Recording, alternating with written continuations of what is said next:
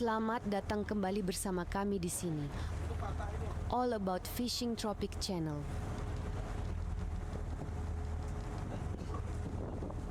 Kami baru saja kembali dari Samudra Indonesia. Menikmati indahnya lautan luas, memancing ikan-ikan yang langka, dan ikan-ikan yang jarang ada di pasar ikan. Bagi para angler di Jawa Barat dan Jakarta, nama tempat ini bukan sekadar titik di peta.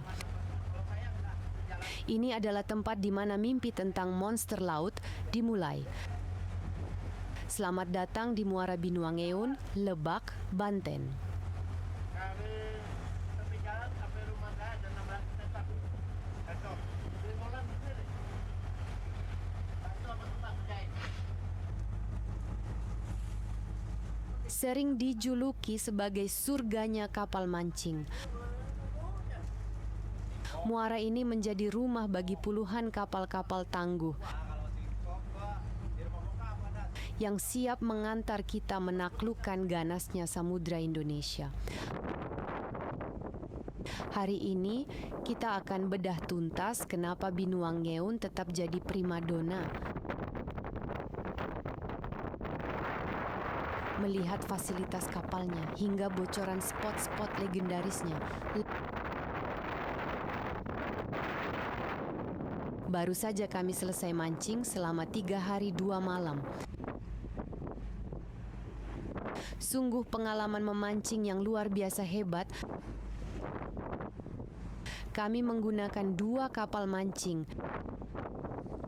yang terkenal di sini. KM Harvestama dan KM Jagat 7.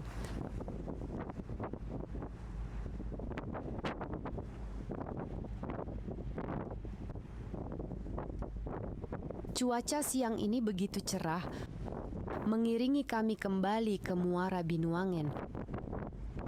Di sekeliling kami disuguhi pemandangan laut, kapal-kapal nelayan, dan pesisir pantai tropis yang indah. Perjalanan dari Jakarta atau Bandung memakan waktu sekitar 5-7 jam. Melelahkan? Pasti. Tapi rasa capek itu langsung hilang begitu kalian mencium aroma laut di sini. Binuangeon secara geografis sangat strategis karena langsung menghadap perairan dalam.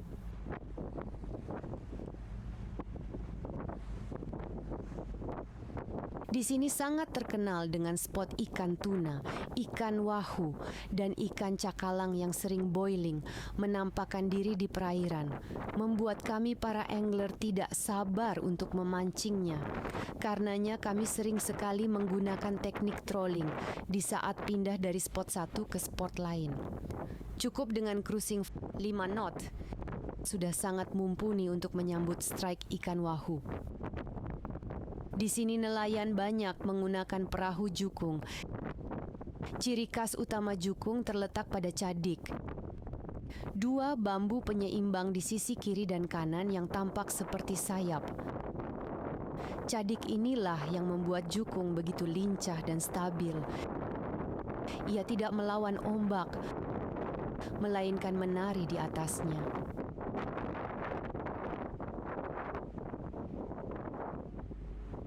Tubuh utamanya biasanya dipahat dari 1 batang pohon utuh, kayu jati, atau kayu camplung. Sebuah tradisi yang menjaga warisan nenek moyang. Di beberapa daerah seperti Bali atau Madura, jukung seringkali dihias dengan ukiran wajah raksasa atau mata di bagian haluan, yang dipercaya sebagai penunjuk jalan dan pelindung dari mara bahaya. Simbol ketahanan ekonomi pesisir. Bagi seorang nelayan, jukung adalah kawan setia dalam perjuangan ekonomi. Tanpa mesin besar yang bising, nelayan jukung seringkali mengandalkan angin dan tenaga otot. Ramah lingkungan. Skalanya yang kecil memastikan eksploitasi laut tetap terkendali. Aksesibilitas mampu menjangkau perairan dangkal dan celah-celah karang yang tidak bisa dilalui kapal modern. Kemandirian, biaya perawatan yang rendah memungkinkan nelayan kecil tetap berdikari di tengah gempuran industri perikanan besar. Filosofi hidup. Ada pelajaran berharga dari sebilah jukung. Keseimbangan. Seperti cadiknya yang menjaga perahu agar tidak terbalik saat dihantam badai. Nelayan Indonesia mengajarkan kita tentang pentingnya menjaga harmoni antara kebutuhan hidup dan kelestarian alam. Saat layar dikembangkan, mereka tidak hanya mencari ikan, tetapi juga merawat identitas bangsa maritim yang tidak pernah takut pada ombak. Jukung bukan sekadar kayu yang terapung. Ia adalah doa yang dilarungkan, harapan yang dikayuh, dan bukti bahwa di laut kita jaya.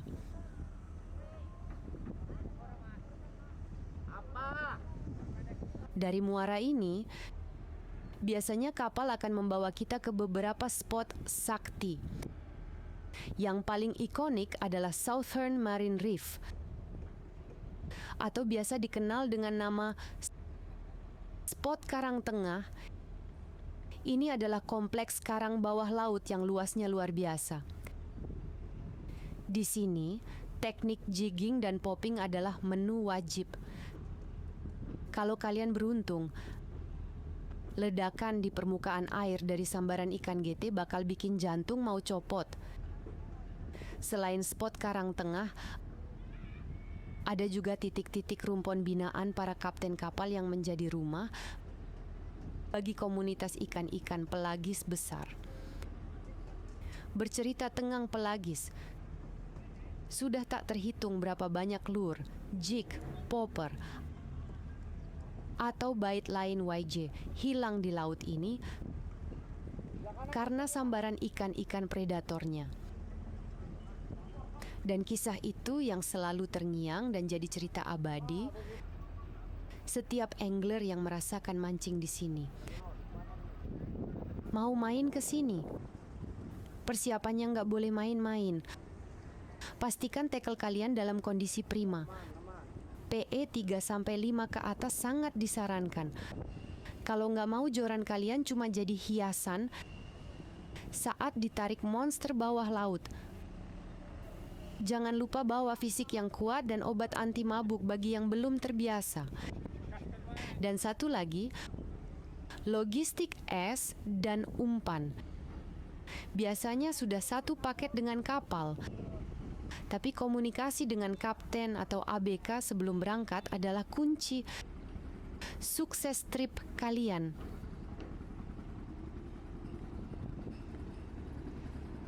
Kalau kalian mau sewa, pastikan cek kapasitas. Ada kapal untuk 6 orang. Ada yang bisa sampai 12 orang. Bahkan 30 orang. Harganya bervariasi mulai dari ratusan ribu rupiah, jutaan hingga puluhan juta rupiah tergantung durasi dan fasilitas. Tapi percaya deh, ada harga, ada rupa. Karena target ikan juga bukan ikan yang biasa di pasar. Ikan yang banyak diekspor ke luar negeri dan tentunya ikan yang sangat fresh. Kita bisa jadwalkan mancing seperti ini menjadi agenda tahunan long trip di mana kita hanya lakukan di waktu-waktu tertentu dan ada kesempatan untuk menabung.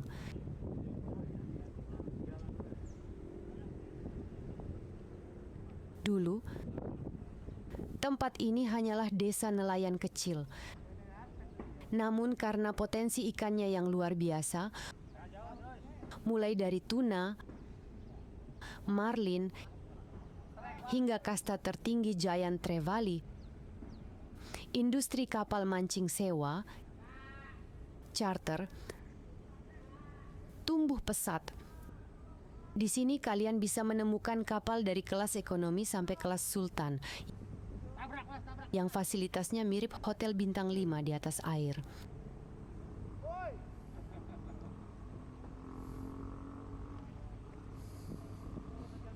Sekarang mari kita lihat armada-armadanya. Apa sih yang bikin kapal Binuangion beda? Pertama, ketangguhannya. Kapal di sini didesain untuk menghadapi ombak selatan yang terkenal tinggi. Kapal-kapal modern di Binuangion sekarang sudah dilengkapi AC, sound system, hingga toilet yang bersih. Untuk urusan dapur, jangan ditanya. Masakan kru kapal di Binuangion terkenal juara. Bayangkan makan ikan segar hasil pancingan langsung di tengah laut. Anda bisa melihatnya di video lain di channel ini. Pasti segera akan tertarik untuk ikut bertualang naik kapal. Logistik legendaris, sukun goreng dan kelapa muda. Binuangion bagi para pemancing yang sering menjajal keganasan perairan Binuangion. Persiapan bukan hanya soal joran, reel, atau umpan amis. Ada satu ritual wajib sebelum kapal perlahan meninggalkan dermaga, mengamankan logistik lokal yang menjadi bahan bakar semangat di tengah lautan. Si roti laut dari pesisir sukun Binuangion bukan sekadar buah. Dagingnya yang tebal, empuk, dan memiliki tekstur seperti roti menjadikannya camilan paling dicari. Digoreng garing dengan sedikit garam, sukun goreng adalah penyelamat saat perut mulai keroncongan di sela-sela strike. Sifatnya yang mengenyangkan namun tidak membuat begah menjadikannya teman setia saat menunggu joran melengkung. Makan satu potong sambil memandang garis cakrawala, rasanya energi kembali penuh untuk bertarung dengan monster laut. Hidrasi alami dari pohon kelapa Binuangion lupakan sejenak minuman kemasan. Di bawah terik matahari pesisir Lebak yang menyengat, tak ada yang bisa menandingi kesegaran kelapa muda Binuangion. Airnya yang manis alami dan sedikit gurih memberikan hidrasi instan yang mendinginkan suhu tubuh. Daging kelapanya yang lembut juga bisa menjadi pengganjal perut yang sehat. Membawa beberapa butir kelapa muda ke atas kapal bukan sekadar gaya hidup, tapi strategi bertahan hidup agar tetap fokus saat jigging atau popping berjam-jam. Mengapa keduanya wajib ada? Tahan lama. Sukun goreng tetap nikmat meski sudah dingin terkena angin laut. Anti dehidrasi. Air kelapa kaya akan elektrolit alami, mencegah kram otot saat fight dengan ikan besar. Kearifan lokal. Mendukung hasil bumi warga Binuangion, menambah keberkahan dalam setiap trip memancing. Catatan kecil. Pancing boleh patah, senar boleh putus, tapi stok sukun dan kelapa muda di box es jangan sampai habis. Apakah Anda ingin saya buatkan daftar estimasi biaya atau rekomendasi tempat mencari sukun terbaik di sekitar dermaga Binuangion? Surat indah muara sungai menghibur kepulangan kami sore ini. Mesin kapal mulai melambat. Suaranya menderu rendah seiring dengan haluan yang perlahan mengarah ke dermaga. Ada rasa lelah yang nikmat di pundak, tapi melihat struktur kayu dermaga yang semakin dekat, rasanya kepuasan hari ini sudah lengkap. Kapal sudah siap sandar, membawa cerita dan hasil buruan dari tengah samudra. Setelah 3 hari 2 malam, bertarung dengan tarikan ikan dan teriknya matahari, akhirnya tiang-tiang jeti sudah tampak di depan mata. Kapal bergerak presisi membelah riak tenang di area pelabuhan. "Siapkan tali buangan," teriak sang kapten.